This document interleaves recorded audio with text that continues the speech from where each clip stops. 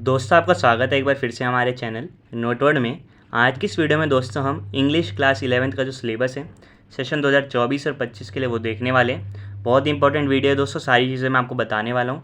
Mid term का क्या syllabus है, एनुअल एग्ज़ाम का क्या सिलेबस होने वाला है, पेपर का पैटर्न किस तरीके से होगा, मार्क्स का डिस्ट्रीब्यूशन कैसे होगा, पूरी चीज़ें आप बताने वाला हूँ। एंड तक बने रहिएगा, ठीक है दोस्तों। सबसे पहले आपको यहाँ ऊपर दिख रहा होगा सेक्शन ए बी सी और असेसमेंट करके आपको कुछ दिख रहा होगा। इसका मतलब क्या है कि आपका जो फाइनल एग्ज़ाम होगा 80 नंबर का होगा, आपको पता है। 20 नंबर जो होते हैं इंग्लिश में वो इंटरनल असेसमेंट के होते हैं, ठीक है। उसमें आपकी लिसनिंग स्किल, स्पीकिंग स्किल और आपको एक प्रोजेक्ट भी दिया जाता है, तो उसके 20 नंबर होते हैं, उसको आप अलग कर दीजिए। बाकी जो 80 नंबर है वो आपके फाइनल जो एग्ज़ाम होगा 80 नंबर का उसके बेस पे होंगे, ठीक है।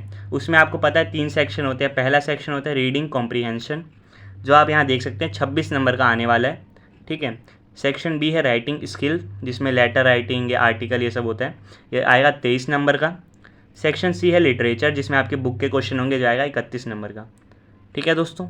इन सबको जब आप ऐड करेंगे दोस्तों तो आपके बनेंगे टोटल 80 नंबर, और 20 नंबर मैंने आपको बता दिए इंटरनल असेसमेंट के होते हैं, ठीक है। तो ये आपके जो एनुअल एग्ज़ाम का जो पेपर है उसका मैंने आपको एक तरीके से ब्लूप्रिंट बता दिया।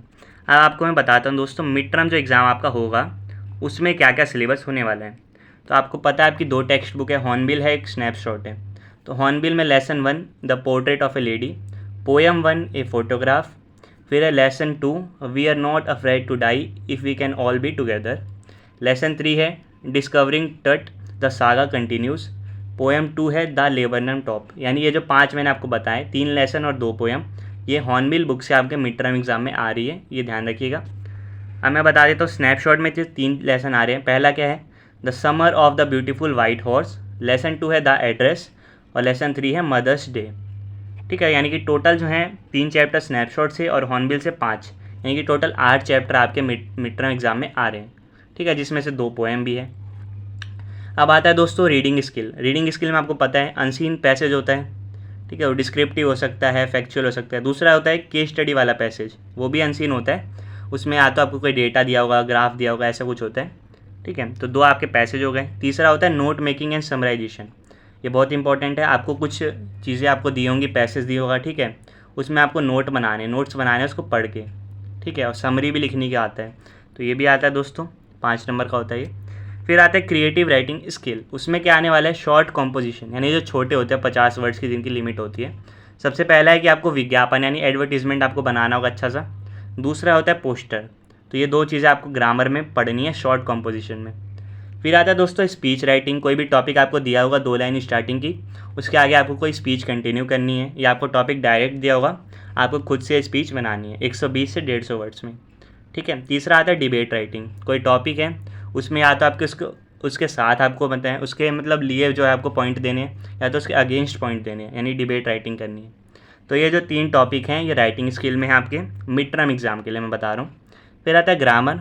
ग्रामर में दोस्तों गैप फिलिंग है, जिसमें आपको टेंस और क्लॉजेस को देख के जो भरना होगा। दूसरा आता है रीऑर्डरिंग ऑफ सेंटेंस, जंबल जिसे कहते हैं। तीसरा आता है ट्रांसफॉर्मेशन ऑफ सेंटेंस, यानी इनडायरेक्ट से डायरेक्ट में करिए, एक्टिव से पैसिव में, ये सब ट्रांसफॉर्मेशन वाला। तो ये दोस्तों मैंने आपको जितनी चीज़ें बताई हैं ये ध्यान रखिएगा, यही जो आपके मिड टर्म एग्ज़ाम का सिलेबस है, ठीक है। आप एक बार अगर आपको समझ नहीं आया पीछे करके वीडियो देख सकते हैं, मैंने अच्छे से आपको समझाने की कोशिश की है। तो ये दोस्तों आपका मिड टर्म एग्ज़ाम का था। अब जो मैंने आपको बताया आइए आपका होता है इंटरनल असेसमेंट, वो 20 नंबर का होता है। उसमें listening skill 5 number, speaking skill 5 number और प्रोजेक्ट वर्क 10 नंबर। ये जो होगा आपका इंटरनल असेसमेंट, ये मिड टर्म से पहले होगा।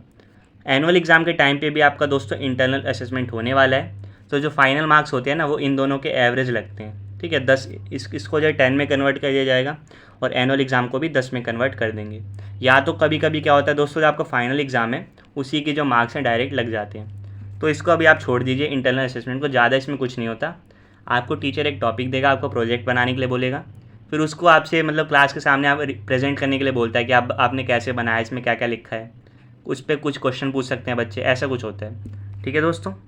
तो ये जितना आपको मैंने ऊपर का सिलेबस बताया, ये 13 सितंबर तक आपको कंप्लीट करना है, ठीक है। और इसी में से आपका जो है मिड टर्म एग्ज़ाम आने वाला है। जब आपका मिड टर्म एग्ज़ाम ख़त्म हो जाएगा फिर आपका रिवीजन हो जाएगा इसका, उसके बाद आपको क्या क्या पढ़ना है। तो फिर से आते दोस्तों हॉर्नबिल में जो पोएम 3 है the voice of the rain, poem 4 childhood, lesson number 4 the adventure, lesson 5 silk road, poem 5 father to son. यानी ये जो 5 चीज़ें मैंने आपको बताई अभी, ये आपको हॉर्नबिल में पढ़ना है मिड टर्म एग्ज़ाम के बाद। स्नैपशॉट में क्या पढ़ना है, 2 लेसन पढ़ने हैं, लेसन नंबर 4 बर्थ और lesson number 5 the tale of melon city. ठीक है दोस्तों, आप समझ गए होंगे। रीडिंग स्किल का वही है, एक अनसीन पैसेज होगा, एक अनसीन केस स्टडी वाला पैसेज होगा और नोट मेकिंग और समराइजेशन ये होगा। शॉर्ट कंपोजिशन में भी दोस्तों वही है, एडवर्टीजमेंट और पोस्टर, स्पीच राइटिंग और डिबेट राइटिंग। ग्रामर का भी दोस्तों सेम है, यानी चैप्टर को छोड़ के बाकी जितने भी टॉपिक्स हैं मिड टर्म से पहले भी आपको वही पढ़ना है, मिड टर्म के बाद भी वही पढ़ना है, यानी उन सब का रिवीजन आपका हो जाएगा एनुअल एग्ज़ाम तक। ठीक है। और इंटरनल असेसमेंट मैं आपको बता चुका, इंटरनल असेसमेंट का 5 नंबर लिसनिंग का, 5 स्पीकिंग और 10 प्रोजेक्ट का। तो ये दोस्तों आपका जो पूरा सिलेबस मैंने आपको बताया मिड टर्म से पहले का और बाद का, टोटल जितने भी चैप्टर्स मैंने आपको बताए दोस्तों, और जो भी मैंने अदर टॉपिक्स बताया जैसे राइटिंग स्किल में क्या आ रहा है, रीडिंग स्किल में क्या आ रहा है, ठीक है, और टेक्स्ट बुक में से क्या क्या आ रहा है, ये सारा जो सिलेबस है कंप्लीट सिलेबस, ये आपको 31 जनवरी तक कंप्लीट करना है। फिर जो आपको एनुअल एग्ज़ाम होगा उसमें पूरे सिलेबस से क्वेश्चन पूछे जाएंगे। ठीक है। तो उम्मीद करता हूँ दोस्तों आपको ये सिलेबस जो है इंग्लिश का अच्छे से समझ आ गया होगा। आपका जो मेन ध्यान होना चाहिए दोस्तों चैप्टर पे, कौन सा चैप्टर अभी आपको पढ़ना है और कौन सा चैप्टर आपको मिड टर्म एग्ज़ाम के बाद पढ़ना है। ठीक है। बाकी ग्रामर, राइटिंग स्किल और रीडिंग स्किल सब सेम होता है। ठीक है। इन सब की दोस्तों आप जितनी ज़्यादा प्रैक्टिस करेंगे उतना आपके लिए अच्छा होगा। ठीक है। जैसे आप पैसेज की प्रैक्टिस कर सकते हैं, आपको दोस्तों सपोर्ट मटेरियल मिलता है, अगर आप दिल्ली में पढ़ते हैं डायरेक्टरेट ऑफ एजुकेशन की तरफ से सपोर्ट मटेरियल भी आता है। ठीक है। तो उसमें अगर आप उसको सॉल्व करेंगे बहुत सारी चीज़ें उसमें लिखी रहती हैं। और ये आपको मैंने ब्लूप्रिंट बता दिया, section A 26 number, section B 23 number और सेक्शन सी 31 नंबर का होगा आपके एनुअल एग्ज़ाम में। तो इसको भी आप ध्यान में रखेंगे दोस्तों। तो उम्मीद करता हूँ ये आपको पूरा जो सिलेबस मैंने समझाया इंग्लिश क्लास 11th का सेशन 2024 और 25 के लिए आपको समझ आ गया होगा। आपसे फिर मिलेंगे दोस्तों नेक्स्ट वीडियो में किसी और टॉपिक के साथ या किसी और सब्जेक्ट के सिलेबस के साथ। तब तक के लिए bye bye, see you again and thanks for watching.